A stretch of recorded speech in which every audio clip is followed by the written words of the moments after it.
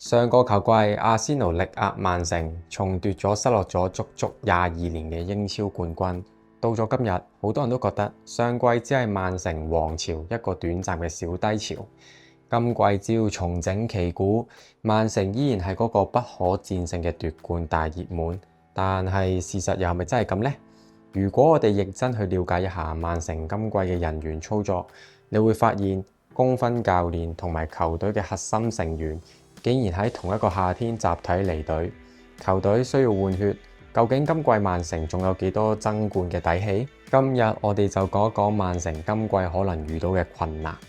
曼城今季最大嘅考驗就係後哥帥時代嘅來臨。講真，哥迪奧拿唔教曼城呢件事已經唔可以話好大鑊就可以形容得晒。佢教咗曼城10年啦，幫曼城由一支強隊蛻變成為一支班霸。佢所建立嘅唔單止一套傳統嘅戰術，而係將贏波嘅 DNA 植入咗去成間球會任何一個人身上。當呢位靈魂人物嘅離開，對成間球會嘅打擊，直情係可以話係核彈級嘅影響。我知好多曼城球迷都對馬列斯卡好有信心。當年佢幫車路士贏過歐協杯同埋世界冠軍球會杯，喺我眼中佢喺車路士係成功嘅。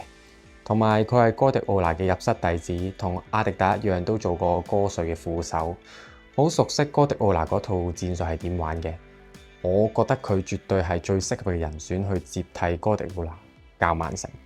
雖然我自己都好認可馬列斯卡係一個好有能力嘅領隊，但問題係佢而家作為哥帥嘅繼承人，呢個劇本大家聽落有冇啲耳熟呢？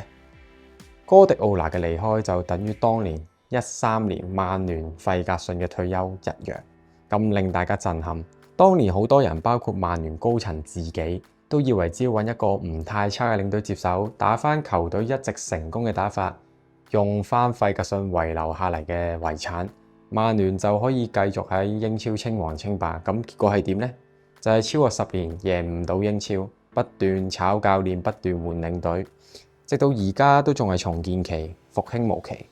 當然，曼城管理層無論揀人嘅眼光定係球會嘅願景，都絕對比當年甚至而家嘅曼聯嘅高層更加專業、更加清醒嘅。馬列斯卡都唔係當年嘅莫耶斯，馬列斯卡嘅能力大家有目共睹啦。如果你期望佢加盟嘅第一年就要幫曼城重奪返英超冠軍，咁我覺得呢個期望就未免太過不切實際啦。第一場社區盾輸俾阿仙奴，我相信唔少球迷都認清事實。就係馬列斯卡需要更多時間。不過今年除咗冇咗哥迪奧拿，功勳球員一個接一個離隊，尤其係中場啊！一講到呢度，我諗大部分曼城球迷冷汗都會飆晒出嚟。點解中場嘅大換血會令到馬列斯卡非常之頭痕呢？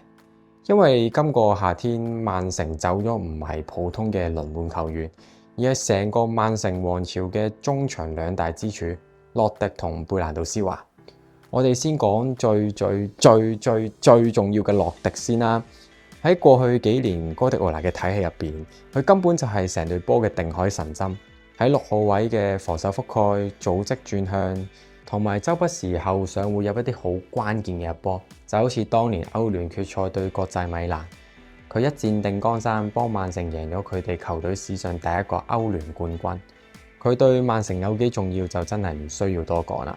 直接講數據最清楚，由佢加盟開始，只要洛迪正選，曼城嘅勝率高達接近80%。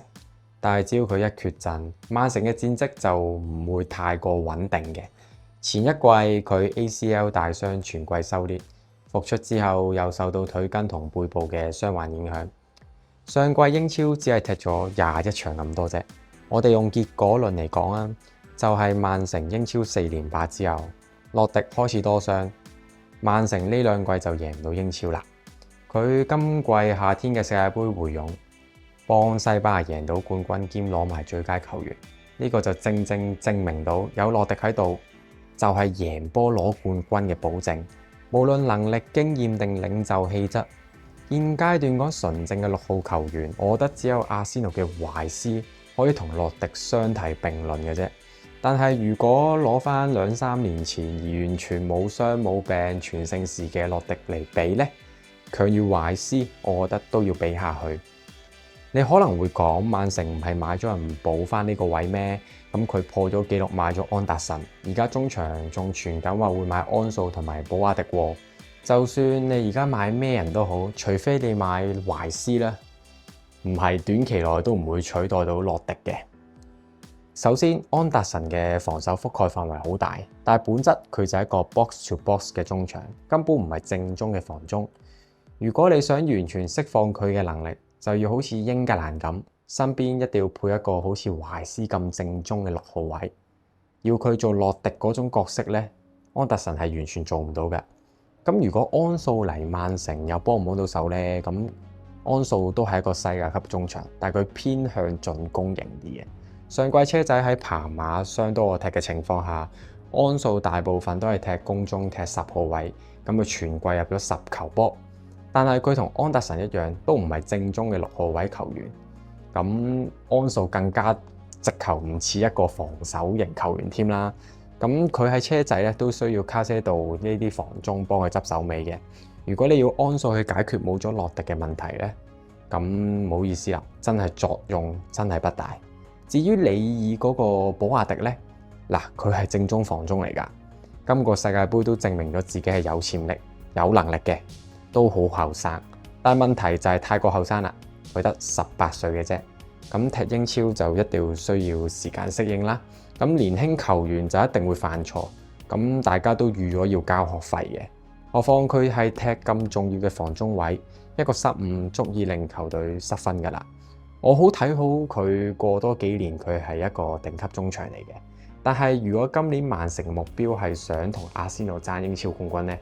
咁呢個學費會實在交得太貴啦！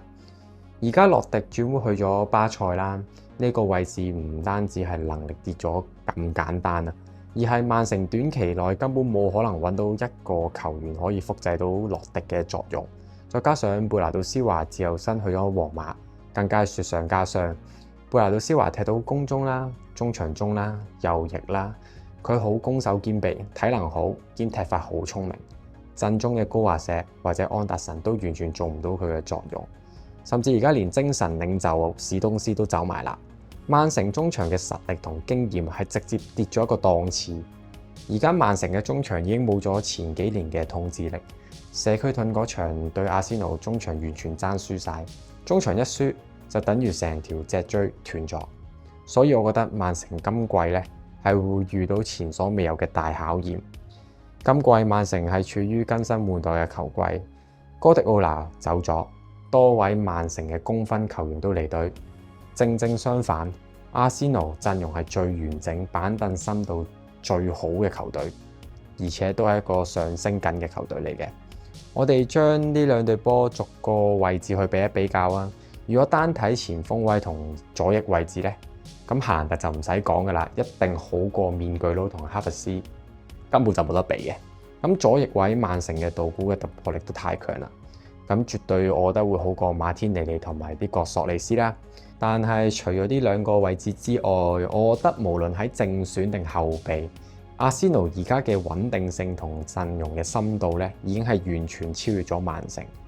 除非今季阿仙奴會有傷兵潮啦，咁如果唔係咧，我短期內係睇唔到曼城係有機會同阿仙奴爭嘅。連哥迪奧拿上季都贏唔到英超，咁我就唔太相信馬列斯卡可以做到啦。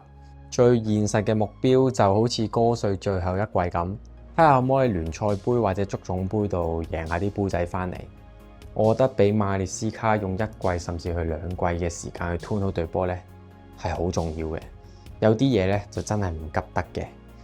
最後想問下大家，如果馬列斯卡今季4大皆空，但係又保到前4，下屆可以踢歐聯嘅話，咁你又會滿唔滿意佢嘅表現呢？留言話我知你嘅睇法。下一條片我好大機會就會講曼聯簽到巴列巴呢個轉會收購嘅。咁我哋下一條片再見。